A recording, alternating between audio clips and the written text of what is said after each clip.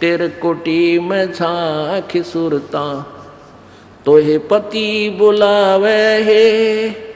इस मोह ममता के जाल में तने काल फसावे है।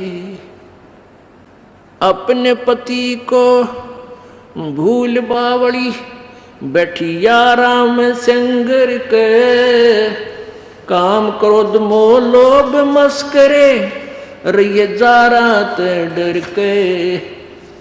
अपने पति को भूल बावड़ी बैठी आराम संगर के। काम क्रोध मोह लोभ मस्करे रहिए जा रात डर के। मात पिता संतान संपत्ति में तू तो उलझ गई घर के। मिलना चाहे पति अपने ते बांधे कफन सिर के। देख जीवती मर कहे सुरता किसा आनंद आवे है। इस मोह ममता के जाल में तन काल फसावे है। तेरे कुटी में झांक सुरता तोहे पति बुलावे है। मोह ममता के जाल में तोहे यू काल फसावे है। पति मिलन की विधि बताऊं सुन सुरता चितला के। सतपुरुष से कर ले सगाई गुरु बिचौला बना के। पति मिलन की विधि बताऊं सुन सुरता चितला के।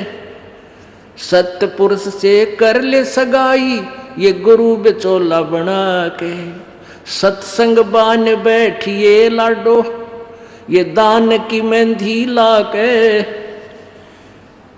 पांचों गहने पैर सुहागण सतनाम की बिंदी ला के। सत्संग बान बैठिए लाडो या दान की मेहंदी रचा के। पांचों गहने पैर सुहागण सतनाम की बिंदी ला के। प्रेम की लाली ला कहे सुरता क्यों न पति रिझावे है। इस मोह ममता के जाल में तन यू काल फसावे है। तेरे कुटी में झांक सुरता तो ये पति बुलावे है। इस मोह ममता के जाल में तन काल फसावे है। जाप अजपा जप के अपना दहेज बना लिए। अनहद बाजा बजन लगे तब खुशी मना लिए। जाप अजपा जप के अपना दहेज बना लिए। अनहद बाजा बजन लगे फिर खुशी मना लिए। आवे बिरहा कबीर लेवन ने खुश हो के चालिए। प्रेम की बारिश होवन लग फिर मलमल ना लिए। सार शब्द का सुरमा गा लिए जो पति को भाव है। इस मोह ममता के जाल में तने काल फसावे है। तेरे कुटी में झांक सुरता तोहे पति बुलावे है। इस मोह ममता के जाल में तोहे काल फसावे है। आदीनी की मांग भरा के तू चलिए नाड़े झुका के। संत समागम बरात तेरी तन ले जावेगा ब्याह के। आदीनी की मांग भरा ले चलिए नाड़े झुका के। इस संत समागम बरात तेरी तन ले जावेगा ब्याह के। सुरत नृत है डोली तेरी बैठ सुन शिखर में जाके। ये मकर तार का खेल कांगना अल्लल ध्यान जचा के।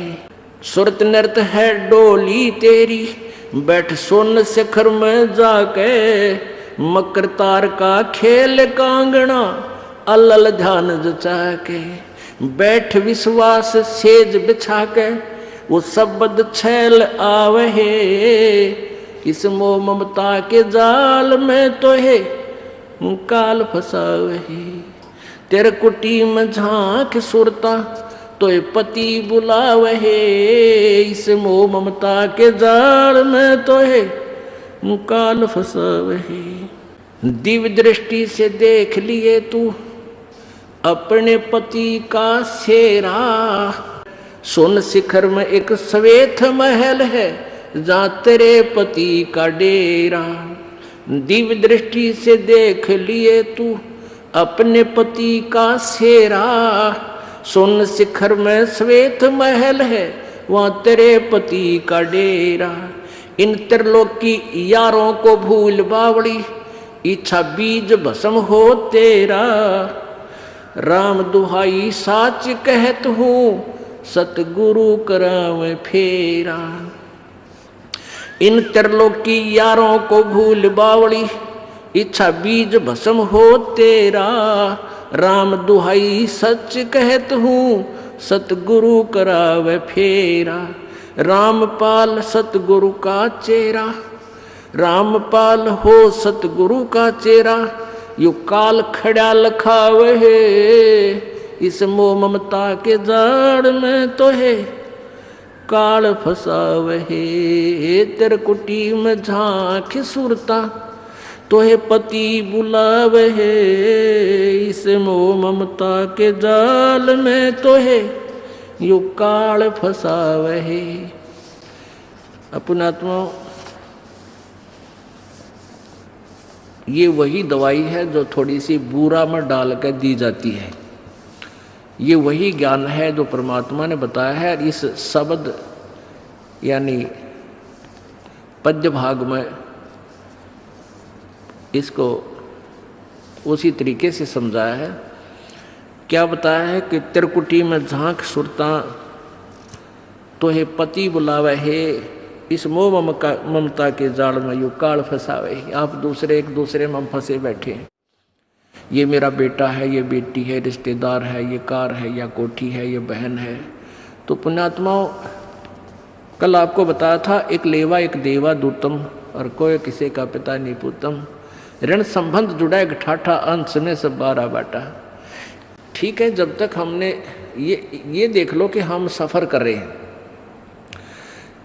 हम एक कंपार्टमेंट में बैठे हैं, एक डिब्बा में बैठे हैं ट्रेन के में, तो वहाँ आपके साथ हैं जो भी आपके साथी हैं, वो सब हम सफ़र हैं, उनसे प्यार से रहना है, अच्छा शिष्टाचार से व्यवहार करना है, एक दूसरे के दुख में दुखी होना है। कोई बीमार है उसके लिए पानी लावे, ट्रेन रुक जाती है भाग कर ठंडा मांगे, ठंडा लावे, यानी उसकी सेवा करें। आप एक दूसरे से प्यार में रहें और जिसका जहाँ स्टेशन आता जाएगा वो उतरता चला जाएगा। तो ये संसार, अब हम सफ़र में हैं सभी और एक कंपार्टमेंट हमारा एक परिवार है। तो हमने एक दूसरे के साथ बहुत अच्छे शिष्टाचार से, बड़े प्यार से एक दूसरे के दुख में दुखी होकर रहना चाहिए, ताकि ये सफ़र आसानी से कट जाएगा।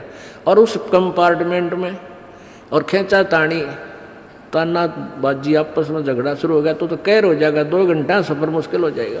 तो ऐसे हम इस संसार, इस सफ़र में हैं और जिसका जिस समय भी वो बस स्टैंड व स्टेशन आ जाएगा वो वहीं उतरना होगा, शेष आगे चल पड़ेंगे। तो ऐसे सोचकर हमने इसमें रहना। क्या बताते हैं, तो वो सफ़र में चलने वाले व्यक्ति वहीं तक सीमित होते हैं, फिर आगे रिश्तेदारी नहीं बनाते उनके साथ, ना उनसे कोई संबंध रखते। लेकिन जब तक वहाँ रहते हैं सभ्य व्यक्ति बहुत ही अच्छी तरह प्यार से बहन भाई को बहन को बहन की दृष्टि से, माई को माँ की दृष्टि से देखते हुए, यानी हर तरह से चलते हुए अपना अच्छी तरह सफ़र तय कर देते। तो ऐसे ही हम संसार रूपी जीवन रूपी सफ़र में एक परिवार रूपी कंपार्टमेंट में बैठे हैं, डिब्बे में। तो इनको अपना ही नहीं मान, इनके साथ ही उलझना नहीं है, अपने स्टेशन पर उतर जाना चाहिए तुरंत ही। तो ऐसे ही हमने यहाँ से आगे चलने की विधि बनानी है। अपने पति को भूल बावड़ी, इस आत्मा को समझाया जा रहा है कि तू अपने मालिक ने, अपने स्वामी सतपुरुष सतलोक को वाले मालिक को सदा सुखी रखा था, कोई दुख नहीं देवा था, उसको भूल के और यहाँ अन्य इष्ट पर आश्रित होगी, इसको अपना स्वामी बना लिया, यानी अन्य देवता की पूजा शुरू कर दी, वो न्यारा खसम बना लिया। खसम माने स्वामी, मालिक, इष्ट, जिसकी हम आड़ लेते हैं, जिससे कुछ इच्छा करते हैं। अपने पति को भूल बावड़ी बैठी यारा में सिंगर के, और काम क्रोध मोह लोभ मस्करे रहिए इन जारा ते डर के।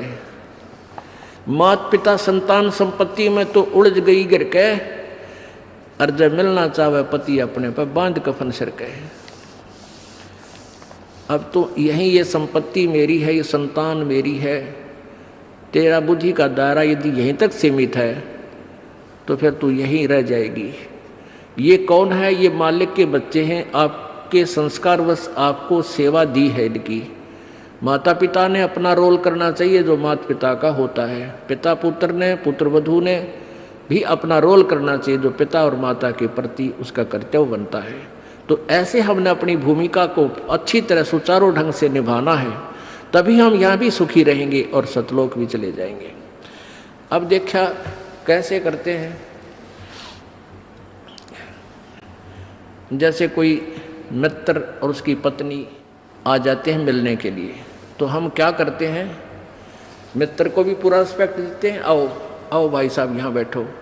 उनकी पत्नी आती है, आओ बहन जी बैठो, और प्लेट ले आवे, सब्जी आप ठा के ले आवे, ले खाना खाओ, बिस्कुट खा लो, चाय पी लो। कितना प्यार देते हैं। और अपनी पत्नी ने खुरकावा गुड़की गाल है तो, और दूसरे की पत्नी को कितना प्यार से बोल रहे हो। तो क्यों ना हम अपने घर में भी ऐसा ही माहौल बना लें। अब जैसे घर में कोई नुकसान करके कोई राजी नहीं, कोई नहीं करता, ठीक है, अनजान बालक तो कुछ भी कर दें, ना पत्नी करे नुकसान और ना ही पति कर सकता, ये तो होना हो सब वो हो जाता है। तो हमने अपने इससे आद्य क्लेश को तो हम स्वयं अपने सोच से मिटा सकते हैं, और साथ में भगवान भी रहेगा आपके। एक बुढ़िया अपनी पुत्र वधू के साथ घड़ी लड़ा करती, निरीकली आ रही थी, और उसका पुत्र आज्ञाकारी था। वो आते गंदी तेरी बहू ड्यों कर है, तेरी बहू ऐसे कर है, वो आते उस बहू ने अपनी पत्नी ने गढ़ता, वह बेचारी अपना टाइम पास करी। एक दिन क्या हुआ कि कोई बहन सत्संग में जाया करती थी, और उस बुढ़िया तो बोली, अपनी सहेली तो यानी बुढ़िया वह थी, बुजुर्ग वो थी, कि चल सत्संग में चलेंगे, थोड़ा सारे दिन बहू के लड़े जा है, तेरा भी मन और सा हो जाएगा। तो वह भी चली गई, उन्होंने ज्ञान सुन लिया, अच्छी आत्मा थी, सत्संग का असर हो जाता है। उसने अपना नाम ले लिया, 2-4 सत्संग सुने तो बुढ़िया में बहुत फर्क पड़ गया, परिवर्तन हुआ। एक दिन वो पुत्र वधू उसकी दूध काट के भैंस का 5-6 किलो दूध, और ऐसे ऊपर कड़ियों में एक कड़ा लटे, और ऐसे ऊपर कड़ियों में एक कड़ा, उसमें बाल्टी टांग दिया करते बिल्ली कुत्ते से बचाव के लिए दूध की। तो उसने वो प्रतिदिन टांगती थी, ऐसे ऊंचे हाथ करके नो टांगना होता था। तो वह दूध काट के ले आई पुत्र वधू, और उधर से वो उसका ध्यान दूसरी साइड हो गया, और वो नो करके एक बार तो नो कर लिया, अभ्यास सा था उसका बड़ा है, नो करके नो किया, वो उल्टी साइड तो लग गया, और वो टंग्या को नहीं, उसने सोचा टंग्या छोड़ दिया, वो छोड़ते बाल्टी नीचे गिर गई, सारे फर्श पर दूध फैल गया। अब वह पुत्र वधू उस एटम बम का नहीं देखा बुढ़िया की तरफ, अज्ञा बेरानी के सुनावेगी।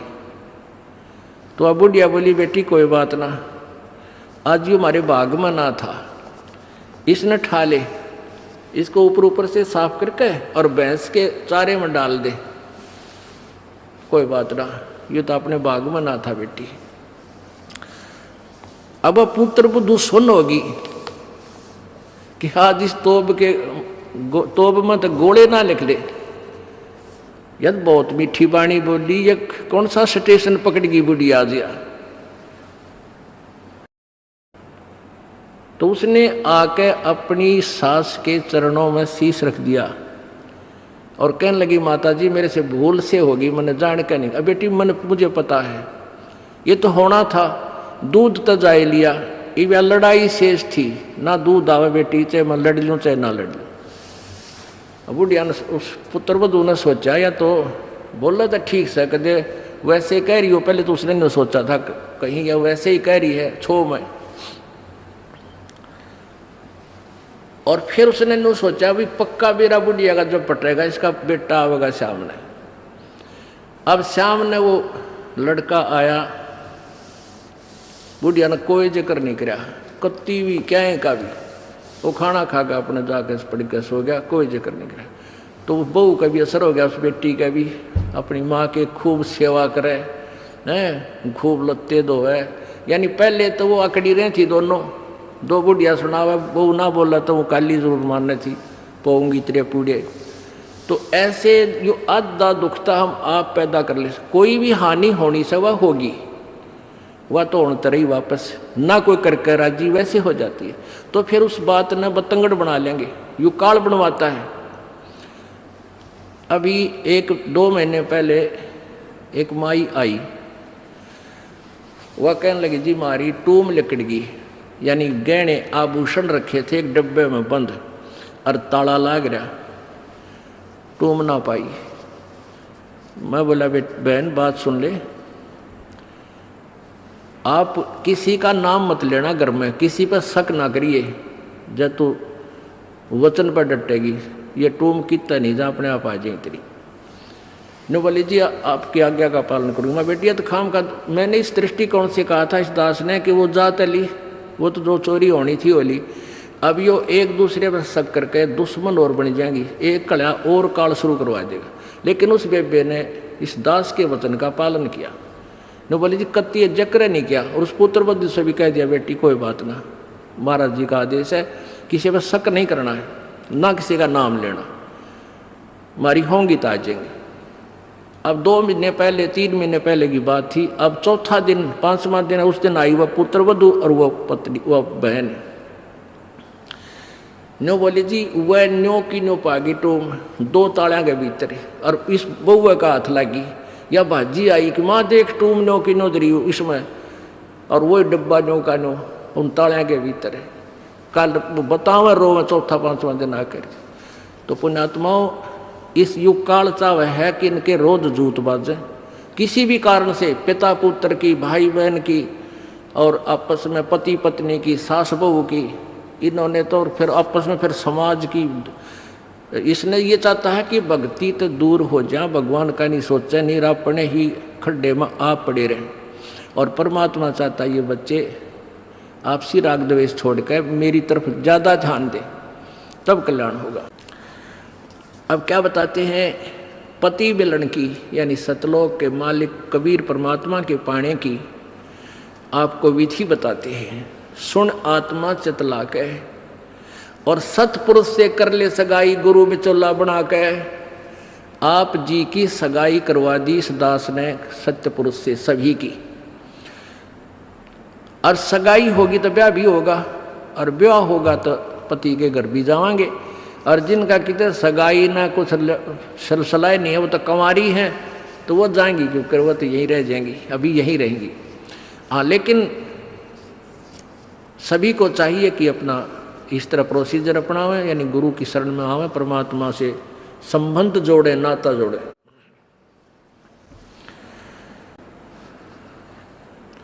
सतपुरुष से कर ले सगाई, गुरु बिचौला बना के। फिर सत्संग बान बैठिए लाडो और दान की मेहंदी रचा के। जैसे बान बिठाया करते हैं, 5-6 दिन बिठाया करते, 6-7 दिन, तो परमात्मा कहते हैं वहाँ वो तेल चढ़वाता है, वो बान नहीं, इस सत्संग रूपी बान में यहाँ बान बैठो, यहाँ आओ, ये राम नाम का तेल चढ़ावांगे आपके, और फिर आपका रंग रूप निकल जाएगा, यानी आपके अंदर परिवर्तन आएगा। तो क्या कहते हैं, सत्संग बान बैठिए लाडो और दान की मेहंदी रचा के। ये लाल हाथ करने से कोई लाभ नहीं है, इन हाथों की मेहंदी दान है, 2 पैसे अपनी कमाई में 10वां अंश गुरु को दीजिए और जीवन जन्म सफल कर लीजिए। और 5 गहने पैर सुहागन, शील, संतोष, विवेक, दया, आधीनी, विनम्रता और सतनाम की बिंदी लाके जैसे टिक्की लगाते हैं, कहते हैं तेरा मूल मंत्र ये सतनाम हो, ये सच्चा नाम 2 अक्षर का जिसमें एक ओम और एक तत् है, ये तेरी बिंदी हो, यानी तेरा ये खास सबसे पहले दिखाई दे कि ये सतनाम उपासी है। आत्मा परमात्मा को जब प्यारा लगेगा तो जब स्वीकार करेगा। और फिर क्या कहते हैं, प्रेम की लाली ला कै सुरता क्यों ना पति रिझावे है। ये लाल ओठ करने से कोई लाभ नहीं है, ये तो मूर्खों के काम है। पहले कोई भी ऐसी क्रिया अच्छे घरों की बहन बेटियां नहीं करते थे। इस नकली सी सिनेमा ने, इन टेलीविज़नों ने ऐसा भट्ठा बैठा दिया कि सबको एक सत्र पर गली में ला खड़ा किया। गांव घर में ब्याह होता है, पहले कंजरी नाचा करती, हिजड़े नाचा करती, ये वैसाएँ नाचा करती थी। अब बहु अच्छे घरों की बहू बेटियां सरेआम गली में डांस करती हैं, ऐसा बूंदा लाल थोपड़ा करके। तो क्या ये अच्छे कर्म है? ये नहीं करना चाहिए। एक सभ्यता से रहना चाहिए। हम इंसान हैं, वो तो एक समाज का जो बिगड़ा हुआ रूप होता था वो इस तरह की बकवादें किया करते थे। तो ज्ञानहीनता, मर्यादाहीनता, निर्लज्जता इतनी बढ़ गई समाज में, इसको भी अब सेट करना है। तो कहते हैं प्रेम की लाली ला के, प्यार तो बोला सब बान भाइयाँ थे, सभी भक्तों से, समाज में वो भी कोई बगैर उपदेशी भी रिश्तेदार है, सबसे मृदु भाषा से प्रयोग करे, मीठा बोले, प्यारा बोले, ये तेरी लाली है, ये तेरे होठों की शोभा है। फिर कहते हैं जाप अजप्पा जप के अपना दहेज बना लिए। ओह, ये भक्ति की कमाई जो श्वास उश्वास से ये अजप्पा जाप कहलाता है। कहते इसका जाप करके तू अपना ये दहेज बना, यानी धन जोड़ ले जो आगे लेकर जाना है, दहेज जो अपने पति के घर लेके जाना है। पहले एक कुरीति थी कि जो लड़की घना धन लेकर आती थी दहेज का, उसका आदर पूरा परिवार करता था। ऐसे ही हम भ्रमित थे, अज्ञानता थी। तो उसी दृष्टिकोण से ये कहा गया है कि जैसे अच्छा ज़्यादा दहेज लाने वाली बहू पुत्र वधू अपने ससुराल में आदर सत्कार पाती है, ऐसे ही तू डट के भजन कर, घना दहेज बना ले सत्य अजप्पा जाप का। अजप्पा जाप जप के अपना दहेज बना लिए, अनहद बाजा बाजन लागे फिर खुशी बना लिए। ओह, जैसे लड़की का पता लग गया कि आज ब्याह है, लड़की की का आज विवाह है। अब कई बच्चे बकाया करें, न्यों कहेंगे ए तेरी बारात आ गई, और फिर न्यों कहें कोई ना आई क्यों ना जीवरी है, यानी उसने खिजाया करते हैं। तो फिर वो लड़की सोच लेती है बांधन दे ले, भौंके जाएंगे। तो कहते हैं जब वो बाजा बाजन लाग जा तब सोच लिए बात लवा लाग ली कि आगी बारात। तो कहते हैं आप भक्ति जब करोगे तो आपको ऑटोमेटिकली आपके ये ऊपर के, यहाँ से ऊपर के हिस्से में बहुत सी आवाज़ें, कई प्रकार की आवाज़ें आने लग जाएंगी। इसमें जो हमें आवाज़ सुनती हैं ये प्राथमिक भक्ति की लक्षण है, अंतिम नहीं है। हाँ, ये भी सुननी चाहिए, सुनेंगी, आपको अवश्य सुनेंगी, ना चाहते हुए भी सुनेंगी। और कभी सुनना चाहो तो कभी 2, 4, 10 मिनट, कभी कभी डेली नहीं, कभी ऐसे कान बंद करके एकांत स्थान पर सुन लेना, आपको सारा साजबाज अंदर बाजता दिखेगा, जिसकी भक्ति इस लक्षण हो गए। कुछ एक को वैसे भी सुनती हैं जिनके पूर्व जन्म की भक्तियाँ होती हैं और फिर धीरे धीरे उनकी बंद हो जाती हैं, आगे कुछ नहीं सुनती, चाहे वो किसी का नाम जाप ले रखा है। तो वो तो ऐसा सुनना, ये देखना तो ऐसा है जैसे आपने बैंक में कमाई करी की और बैंक में पैसे जमा करा दिए, और उस बैंक की कॉपी ने कभी देखना चाहो तो खोल कर देख लो। और ये दूसरे जो पंथ बताए हैं, ये साधना, इनकी नाम गलत हैं और कहते हैं ध्यान लगाओ, मेडिटेशन करो, कान बंद करके, आंख बंद करके, अंदर आवाज़ सुनो, शब्द सुनो, ये कोई फायदा नहीं। अब जैसे धंधा करता नहीं और बैंक में जब पूर्व जन्म की पहले की जो डिपॉजिट है 20-30 हज़ार, उसने रोज देखे जाने कहाँ 20 हज़ार हैं, और 20 हज़ार में काम तो ना चले, फिर वो निकलवाने भी उसी में तो पड़ेंगे, वो एक दिन जीरो हो जाएंगे। वो तो जैसे आपको ये आभास होंगे किसी भी वस्तु का, जैसे हम हमारी आँखों, आपकी जो भक्ति करते हैं उनकी आँखों के सामने बहुत सी चीज़ें ऐसे चलती दिखाई देंगी। कभी तो ऐसा आभास होगा जैसे कोई मक्खी आ गई, कोई मच्छर जा रहा है, या कोई ऐसी कोई लाइन सी दिखाई देती है। तो ये आपकी भक्ति की कमाई है, प्रतिफल आपको दिख रहा है।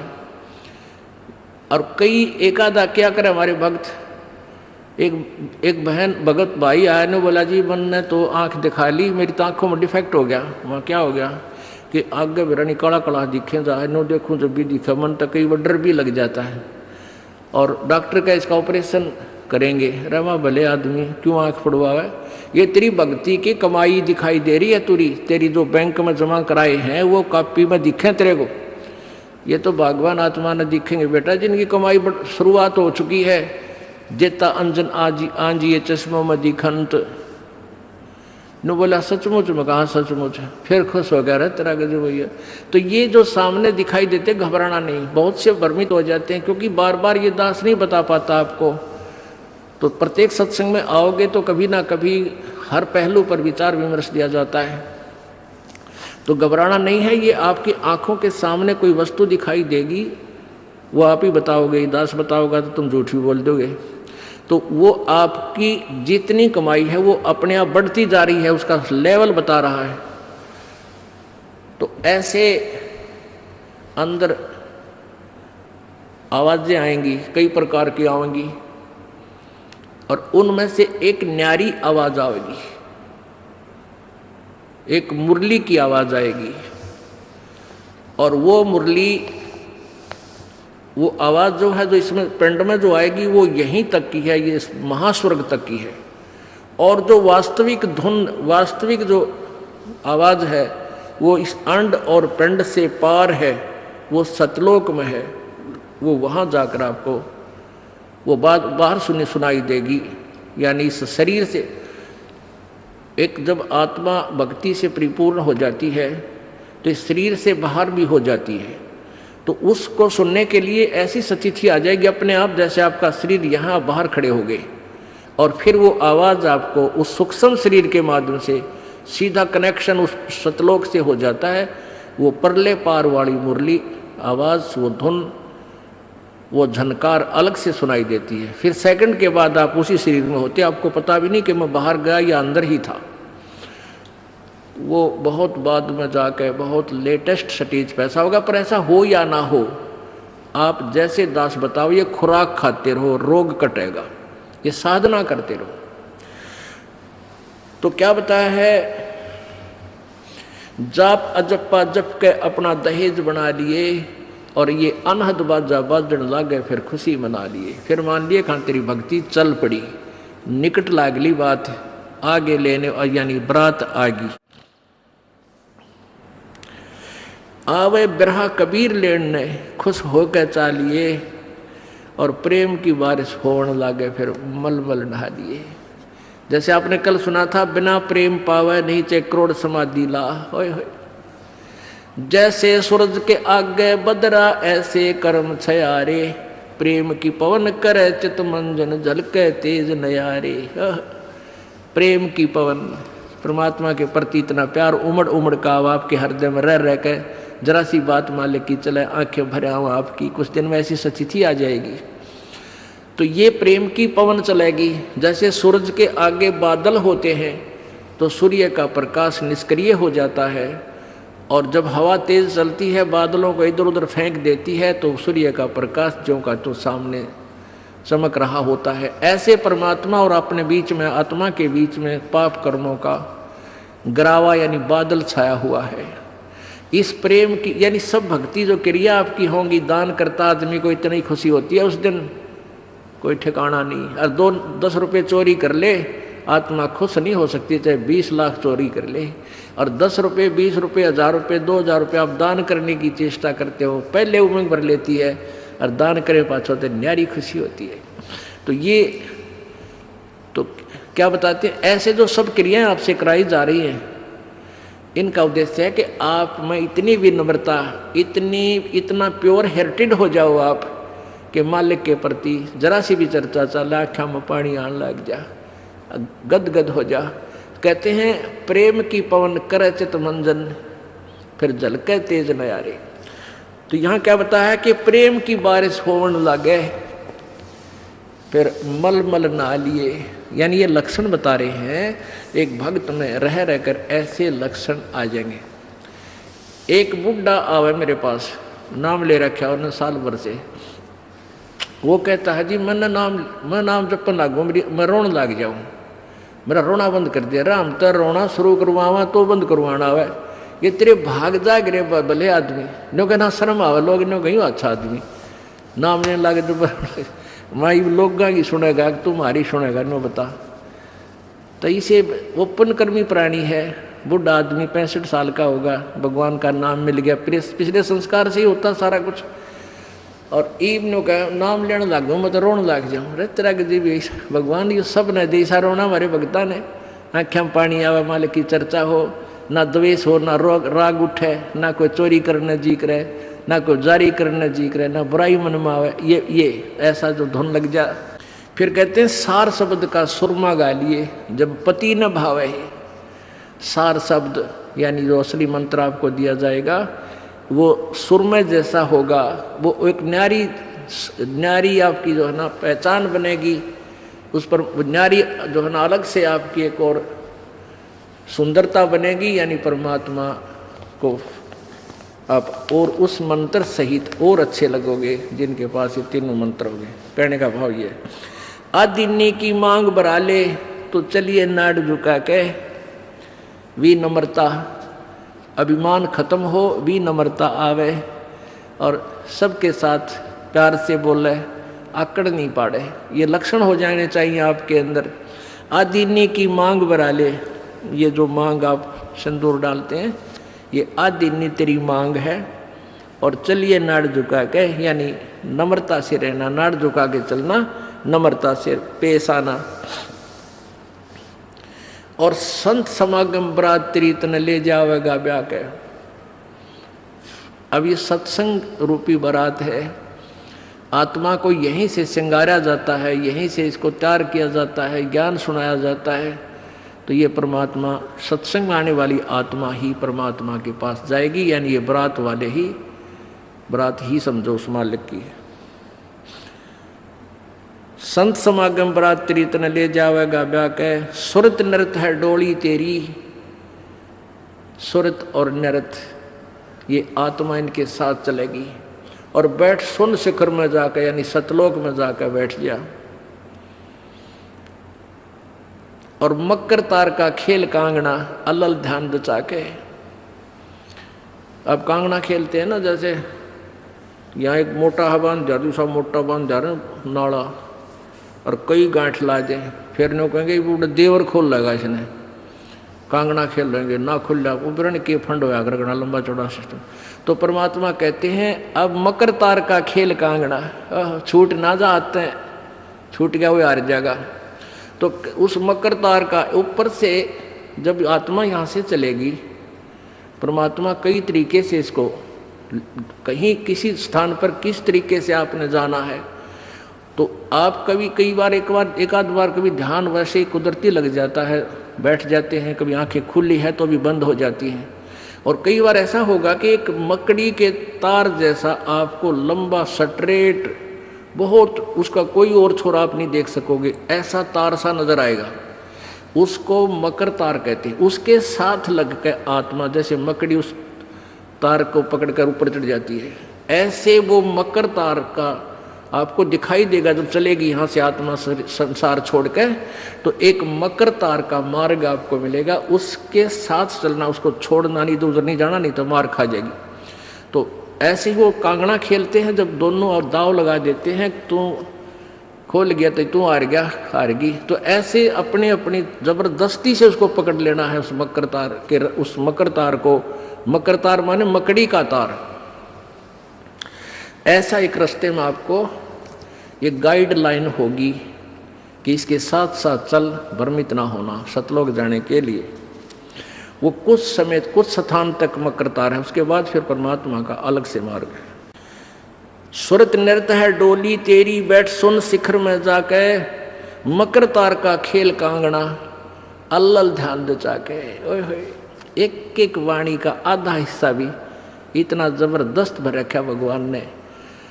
अब अलल पंख, अल्लल ध्यान दे जाके, एक अलल पक्षी होता है, उसको अनल भी बोलते। अनल, अनल माने वायु, यानी वो आकाश वायु में ही रहता है, ऊपर नीचे नहीं आता।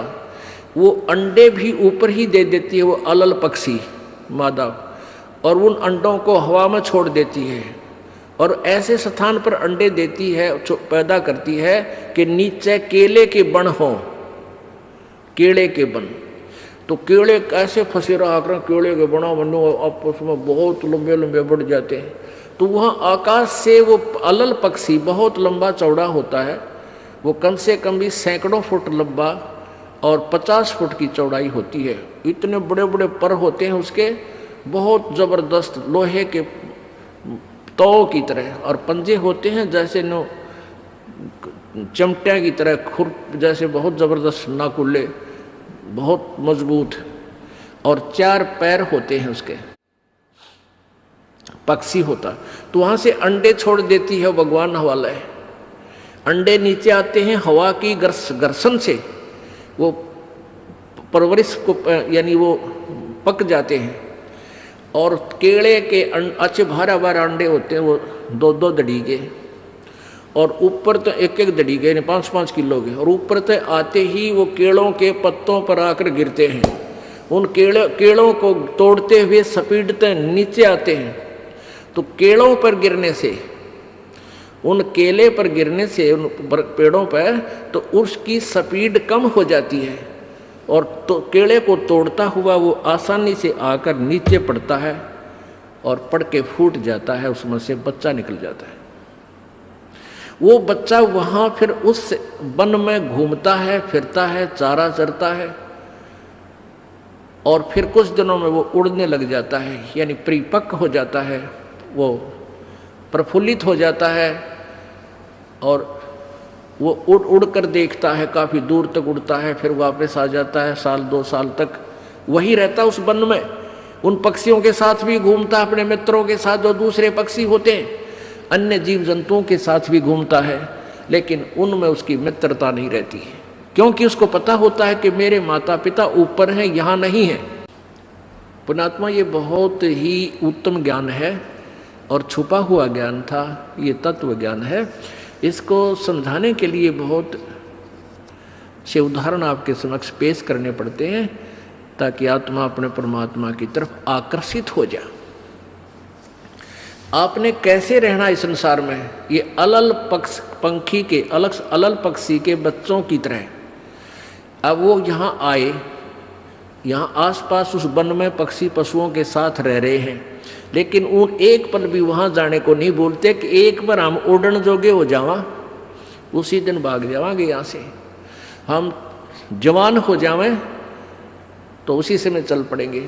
तो जब वो युवा हो जाते हैं और खूब उड़ने योग्य हो जाते हैं, तो चलते समय कहते हैं 5 हाथियों को वो पक्षी, अलल पक्षी ऐसे लटका, क्योंकि उन केलों के वन में हाथी के भी झुंड के झुंड होते हैं, वहाँ होते थे पहले समय में, तब बने ना रहे, तो वहाँ झुंड के झुंड हाथी होते हैं, नो एक दूसरे के सट कर चला करें, सैकड़ों की संख्या में कई झुंड है। तो वो अलल पक्षी उनके ऊपर झपट्टा मारता है, और उसके इतने तेज वो होते हैं 1.5 फुट के पंजे, और उनको ऐसे फंसा लेता है चारों हाथियों को, 4 हाथियों में, 5 और 5वें ने नोक मुंह के साथ। कहते 5 हाथियों को उठाकर वो अलल पक्षी आकाश में चला जाता है अपने माता पिता के पास, और फिर उनका आहार लेकर जाता है, वो आहार उनसे करते हैं।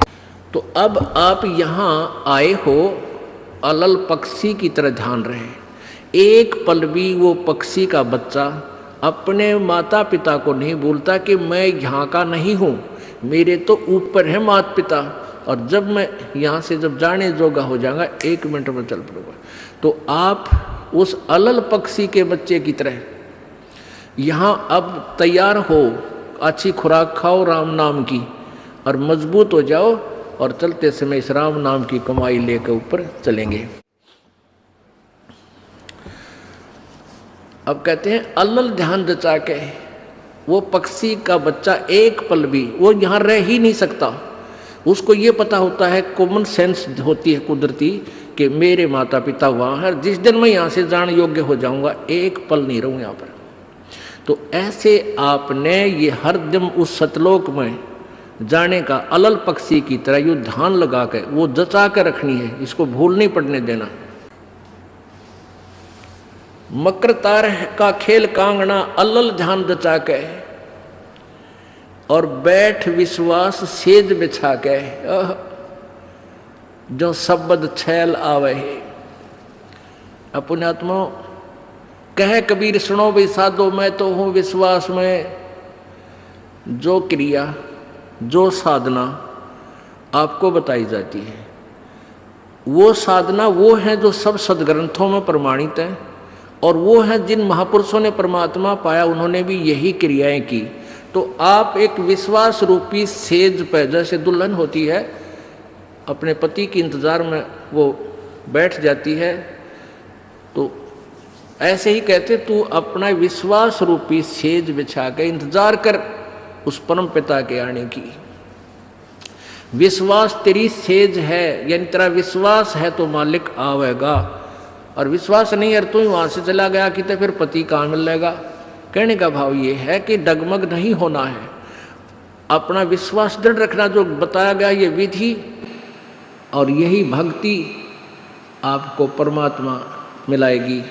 यानी शब्द छैल का अर्थ है वो अविनाशी परमात्मा, शब्द अर्थ अविनाशी को कहते हैं।